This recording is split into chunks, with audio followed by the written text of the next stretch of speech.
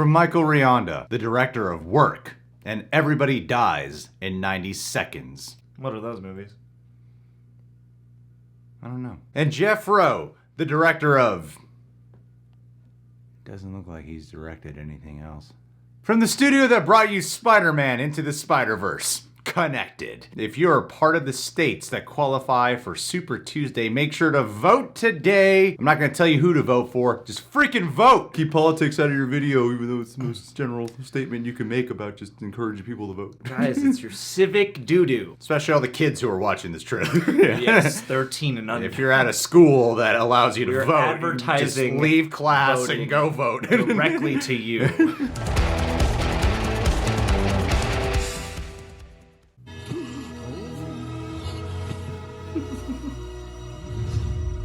That's a trailer for a trailer.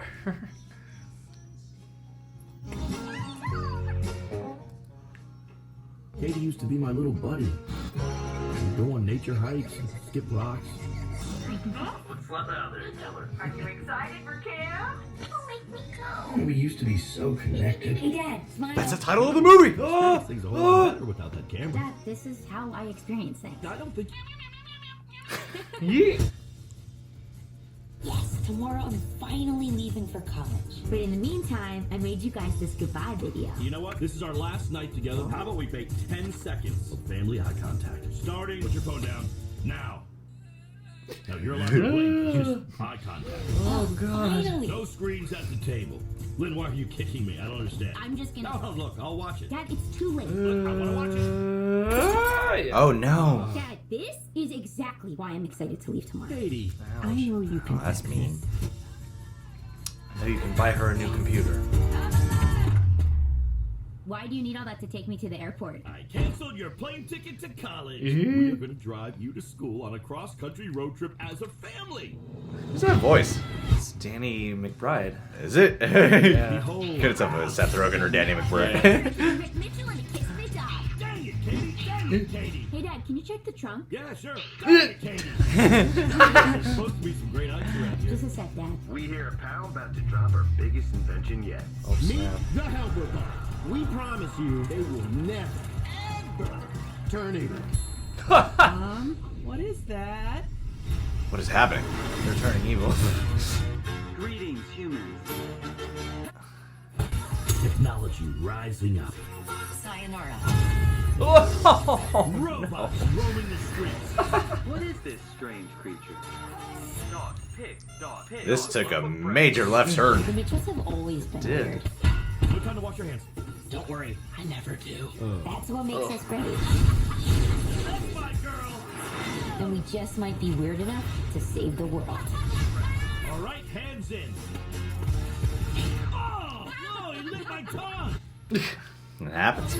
Does happen. It's happened to me. It's a Bruce Almighty shot. Is That looks funny. this an original concept? Not interested. No. Not in No, originality. where are the plot points I recognize from previous films? Phil Lord and Chris Miller have done it again. That's right, only they have done it. You know what's weird about this trailer? I flashed to 2 movies. I don't think anyone else will flash to, but it's what this guy thought of. Raging Bull? I thought of From Dusk Till Dawn, and I thought of At World's End from the Cornetto trilogy. If you guys haven't seen that, it's a wonderful film. It really looks like first half is one completely different film, and then the last half will be a total sidebar into something completely fictional and fantastical. Yeah. But I liken it more to At World's End because this is a family, they're growing apart. I like the father-daughter dynamic is something that always resonates with me. You know, being a young girl growing up with my father.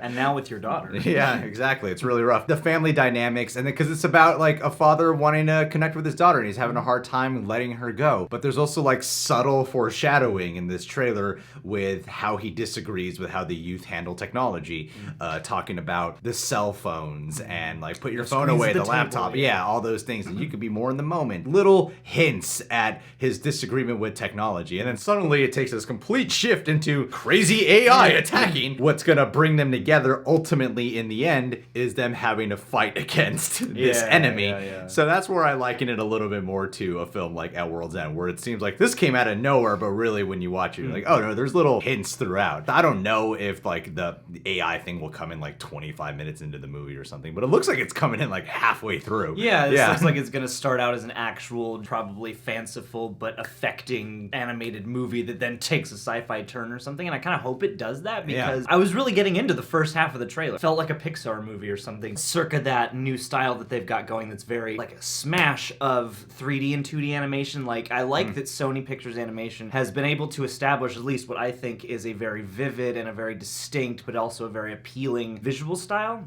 Because Spider-Verse introduced that, and this isn't as extreme with the comic book embellishments and the making it look like print or stop motion, but there is a quality of that, and I was noticing especially in a lot of those shots where they're in the kitchen together, it looks like a piece of hand-drawn artwork, especially in the shading and stuff like that. What they've been able to do with that design of their people, their characters and stuff is very distinct but very appealing in a way I feel like I haven't noticed from another studio in a long time. Well, so, the way the animation looks here seems less like something out of Lego Movie or Spider-Verse, and not exactly Pixar. It feels a little bit more like the Disney computer animated movies we get lately. Something closer to like Big Hero 6. Yes, that kind of animation style. You know, having someone like Maya Rudolph here voicing and Danny McBride voicing, I like that choice because, look at Family Guy, for example. Their kind of humor that often makes it funny is watching animated characters interact in a very human way.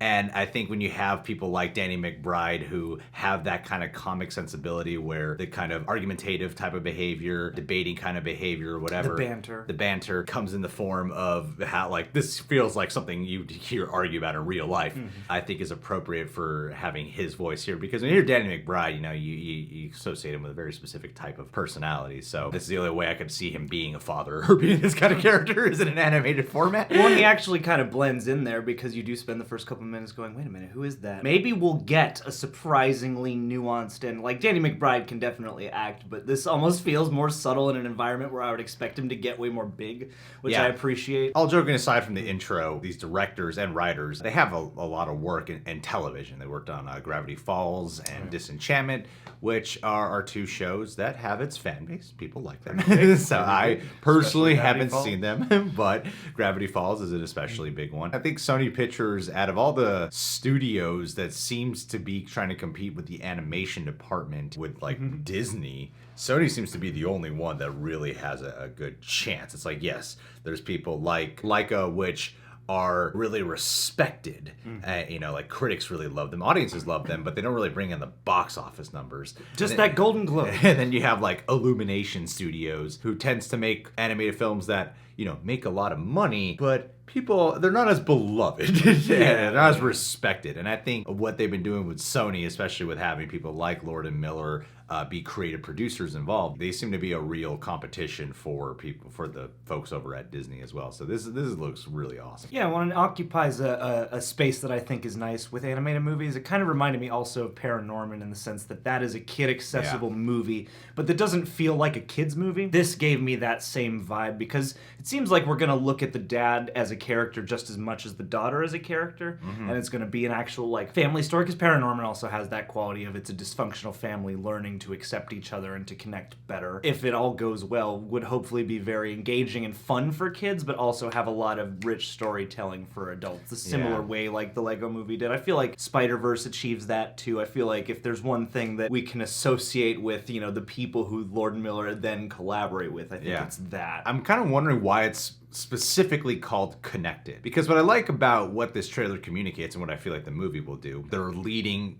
with the characters and leading with the heart, because it could have been easy to just do a movie that's only about this AI sci-fi takeover scenario, right? Like and as we probably expect other movies to just lead only with that. And then you get this story like as an afterthought in the B plot. The first parts of this trailer, like the dad just seems so disconnected from technology. Like even the camera that they have on the road trip, because you're watching the camera footage in the beginning and it's like an old school camera, and then when they're on the road trip it's still an old school camera. It's not like an updated high-tech device. So maybe the daughter in the end will use some of her technological knowledge to help defeat some of this AI stuff. I wonder if like the Connected thing can have a double meaning. Oh, Basically, yeah. is what I'm getting at. Like, beyond just the family dynamic, could it be part of our relationship with technology? Because I feel like this movie will probably go out of its way to have some type of commentary, maybe even in a subtle way, maybe not really on the nose, but something that can help kids be a little bit more aware. Like a big conversation that I'm always hearing about, kids are more disconnected nowadays because of the fact that they're so glued to their iPads and their phones and stuff.